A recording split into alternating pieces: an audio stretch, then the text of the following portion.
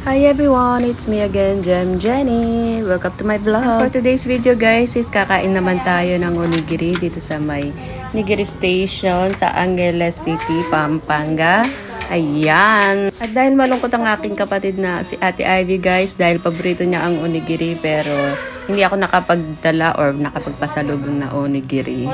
Kaya ayan, naisipan kong kumain kami dito and sakto naman is bagong tayo to guys, bagong bukas. Ayan, at nasabi nung aking pamangkin na si Faith, siguro nanggaling na siya dito. So, dumating pala kami dito guys, saktong 12 o'clock. Kaya lunch time na at mga gutom na naman kami guys. Alam niyo naman, pamilya kami ng mga PG. Ayan na nga, at kumukuha na kami ng order. At habang naghihintay ng order namin, syempre hindi maalis yung mga aura-aura. Ayan, pak. Picture. And ayan, nagbabaliw-baliwan kami ng aking kapatid na si Ate Ivy at sobrang saya niya. Dahil finally, makakakain daw siya ulit ng onigiri, guys. Ayan. So, minsan talaga iniisip ko, guys, kung mga normal ba kaming magkakapatid. Ayan. Tingnan nyo, guys, si Madam Claire. Oh, aura-aura dito. Oh, diba? Nagsulo siya, guys. Ah, tingnan nyo naman. Oh. Hindi na lang. Wala pang tao dito pagdating namin, guys. So, ayan. Nakakapagbaliw-baliwan pa kami. Sinaulo namin yung lugar. Char. Ayan na nga, at may sumisilip na at may parating na. And finally, dumating na rin ang aming order guys na onigiri at saka gyoza. Ayan guys, ang kanilang giant onigiri. Nagulat ako paglabas guys, ganyan ang itsura niya, kalaki-laki. Inisip ko tuloy kung paano namin ito kakainin. Kalit-lit ng mga bunganga namin at sa mga bibig namin guys. So tara guys, kain tayo. Tingnan natin kung kalasa talaga ng Japan onigiri at ang kanilang gyoza. Tara na, kainan na. So, ayan na nga, nauna na kumain ng aking kapatid. Hindi siya excited, guys. Ayan, yum. At nag-emote-emote pa. Habang ang kanyang giant onigiri. So, sobrang laki dito, guys. Is tumutumba siya ng 4 to 5 na onigiri. Yung normal size na onigiri sa Japan. Ayan. At buti na lang, guys. At nasarapan si Ate Ivy sa onigiri dito. Ayan. So, it's my turn naman para tikman ang kanilang gyoza, guys. Dahil mahilig talaga ako sa gyoza kahit sa Japan. Ayan. So, tikman na natin kung kalasa niya at kung masarap ba. Ayan.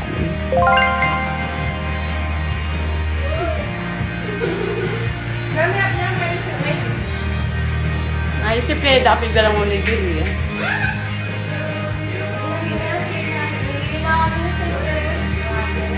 Pagdala tayo. In fairness naman sa kanila guys, masarap ang kanilang gyoza at saka malasa, and then may ano siya, marami siyang laman sa loob tapos siksik pa. Ayan, sarap. Sarap! Nakausap ko pala guys yung mga staff nila, and sabi nga nag-aaral pa sila sa Japan para sa recipe at kung paano talaga gumawa ng onigiri.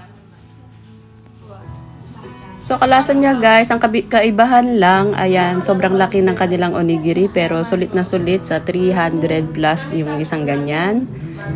Iba-iba guys ang kanilang price kasi iba-ibang klaseng onigiri din siya, ayan. So, tinikman namin lahat halos, and then dahil nga nagustuhan namin ang lasa at saka masarap talaga, so magte-take out kami para sa pamangkin ko and para kay Kuya Alex, ayan. Nung una guys, dahil sobrang laki niya talaga, hindi ko alam kung paano namin siya kakainin, ayan. Pero nasanay na rin ako. Siyempre, pagdating sa pagkain, hindi talaga ako papatalo guys. Eating challenge. Mukbang. Sa mga kababayan natin na gusto palang kumain ng onigiri guys, ayan, kung gusto yung pumunta dito, ito ang location nila at ang kanilang contact number, ayan. Dahil ang tagal dumating ng aming drinks guys, muntik na akong mabilaukan sa aking takaw. So, bibitawan ko muna guys, ayan. Ayan si Madam Claire at nakikipag-away. Hindi niya daw alam kung paano siya kainin dahil sa sobrang laki at ang liit-liit ng bibig na guys. Bili-bili na to. Dahil hirap na hirap sa pagkain itong kapatid ko, kaya tinulungan ko na guys. Alam niyo naman ako, hindi ako mahirap kausap, kaya matulungan din ako, lalo na pag sa pagkain, no? Hindi ako susuko, ay laban lang. Pasok pala namin dito guys, nagulat ako bakit ganito ang mesa at saka upuan nila. Naalala ko guys, suso pala to sa Japan dahil inire-recycle nila yung mga gamit, ganyan, upuan at saka ginagawang mesa. So, hindi ko alam guys kung anong tawag sa setup na ganito. Ayan, naisip lang siguro ng mga Hapon yan dahil matipid sila. And after 45 years, ayan na nga, dumating na ang aming drinks na matcha. Buti na lang masarap siya guys, kahit na naghintay kami ng matagal. Ayan, nyam nyam nyam.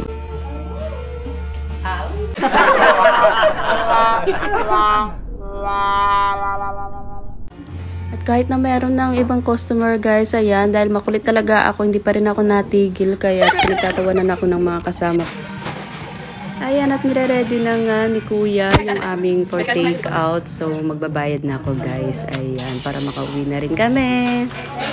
At hinihintay na rin kami sa bahay. Ayan. Kuya, ate!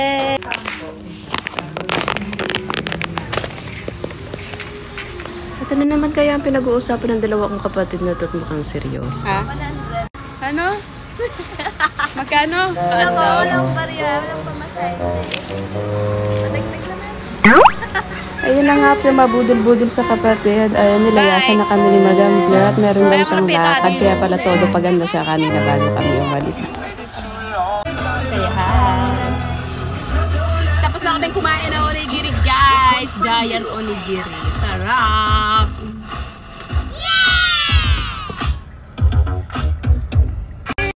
Ayan nga guys, at dahil busog na kami, uwian na. At para naman hindi yan tukin si Ate Ivy, ayan, kinukulit ko siyang sasakyan.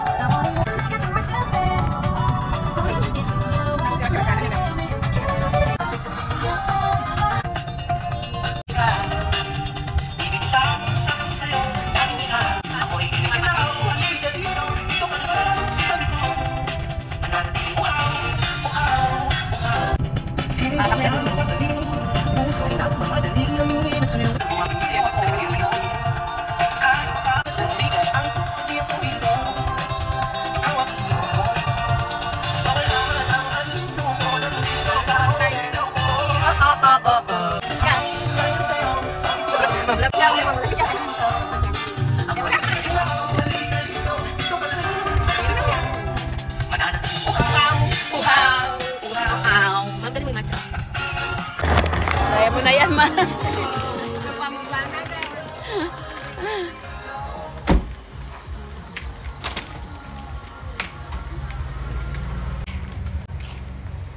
At dahil kanina pa kaming umaga guys, nasa labas at sumama nga ako mag-deliver ng itlog, and then kung saan pa kami nagpunta hanggang nagutom kami, yun nga, nag-onigiri kami. And finally, andito na kami sa bahay. Ay. Here's your food. Ito lang sa'yo.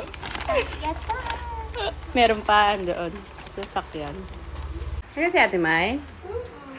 Hindi ka niya iniwan? Hindi. Nagluto ka? Kanon. Gutom ka na. Ano? Gyoza. May gyoza sila? Oo, ang lalaki. Oh, sarap.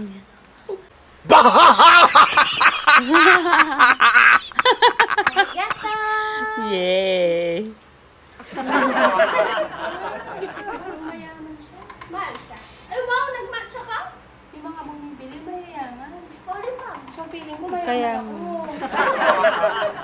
si Mama adik sa onigiri. Sayang-saya siya. Wow! Nag-matcha. Parang ang batang tuwang-tuwa itong aking pamangkin dahil nga meron kami pasalubong sa kanya. Ayan. Ay, hindi nyo na, naabutan. Ito yung sinasabi ko. So, So dahil guys, nabangag ako sa pagkalaki-laki ng mga onigiri na kinain namin. Ayan, antok na ako. That's all for today's vlog. Thank you for watching. See you in my next vlog. Bye everyone. Mwah, mwah, mwah.